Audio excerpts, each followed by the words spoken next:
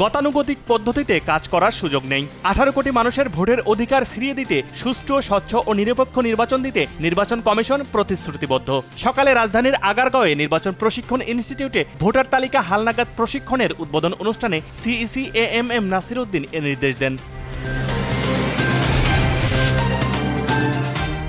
বিএনপির ভারপ্রাপ্ত চেয়ারম্যান তারেক রহমানের বিরুদ্ধে দায়ের করা চাঁদাবাজির 4টি মামলা বাতিল করে হাইকোর্টের রায় বহাল রেখেছেন আপিল বিভাগ। হাইকোর্টের রায়ের বিরুদ্ধে রাষ্ট্রপক্ষের দায়ের করা লিভ টু আপিল খারিজ করে সকালে বিচারপতি মোহাম্মদ আশফাকুল ইসলামের নেতৃত্বে 4 বিচারপতির আপিল বেঞ্চ এ আদেশ দেন।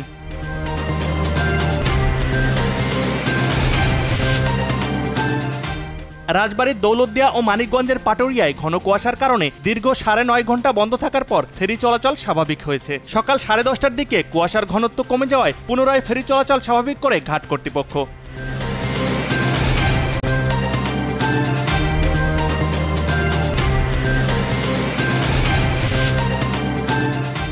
আগামী কয়েকদিনের মধ্যে সরকার প্রধান আর দলের নেতার পদ ছাড়ার ঘোষণা দিয়েছেন অস্ট্রিয়ার চ্যান্সেলর কার্ল নেহমা। মূলত জোট সরকার গঠন নিয়ে রাজনৈতিক দলগুলোর মধ্যকার আলোচনা ব্যর্থ হওয়ার পরিপ্রেক্ষিতে তিনি এ ঘোষণা দেন।